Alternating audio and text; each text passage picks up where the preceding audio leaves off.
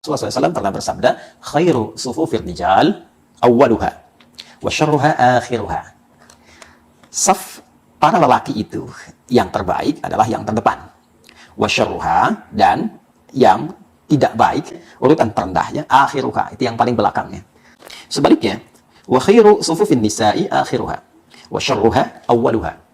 Sedangkan untuk saf perempuan itu paling belakang. Ya kan? Paling belakang. Dan dipandang yang paling rendah kalau ia mengejar ya yang depannya. Nah, ini apa maksudnya nih? Ya, jadi apa maksudnya? Apakah kalau sudah ada saf perempuan sudah dibatasin tiba-tiba paling jelek di depan, paling bagus di belakang? Ya. Nah, ini bukan itu maksudnya. Ya. Yang dimaksudkan oleh Nabi Sallallahu Alaihi Wasallam di sini adalah seperti dikomentari oleh Al-Imam An-Nawawi. Beliau menjelaskan bahwa yang dimaksud oleh Rasulullah Sallallahu Alaihi Wasallam di sini adalah bagaimana menempatkan saf laki-laki dan perempuan itu supaya tidak bercampur. Ya, adami mukhalatatir rijali ya ma'an nisa, ya, supaya tidak ada ketercampuran antara laki-laki dan perempuan. Karena itu diatur supaya yang laki-laki mendapati saf yang paling depan, perempuan itu di belakang, maksudnya berjarak dengan laki-laki. Jangan mengejar untuk menempel kepada laki-laki, ya, diambil jarak supaya tidak ada percampuran antara laki-laki dan perempuan. Demikian ya yang disampaikan penjelasannya oleh Al-Imam An-Nawawi. Untuk itulah bahkan Al-Imam Al-Ghazali ya rahimahullah dalam kitabnya Ihya Ulumuddin itu pernah menyampaikan satu pendapat yang dipraktikkan sampai kini oleh masyarakat kita. Dan jangan lupa Imam Al-Ghazali itu juga faqih, seorang ahli fikih dan punya kitab ya penjelasan-penjelasan dalam fikih bermadzhab Syafi'i. Baik, beliau berpendapat bahwa hendaknya dibuat satu pemisah ya, yang memisahkan antara saf laki-laki dengan perempuan, semacam hijab. Nah, itu kita praktikkan saat ini ya.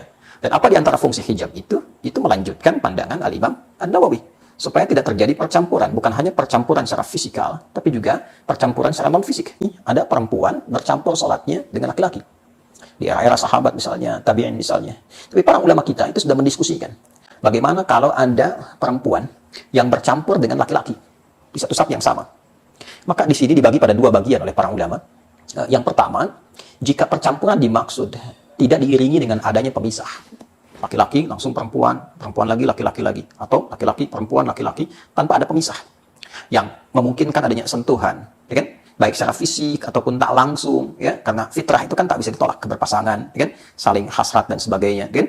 Ketika itu terjadi, maka yang pertama ini, kasus pertama dianggap sholatnya tidak benar, ya, sholatnya batal, sholatnya tidak memiliki nilai dalam sahnya sholat. Baik, ini sepakat para ulama, tidak ada perbedaan di dalamnya. Jika dalam konteks penunaian itu ada sekat, misal ini laki-laki, kemudian disekat, apakah dengan kursi atau yang lain, lalu ada perempuannya, lalu ada laki-laki lagi dan seterusnya. Maka di sini terbagi dua pandangan ulama. Nah, ulama Hanafiyah berpendapat bahwa berpotensi sholat demikian membatalkan untuk yang laki-laki.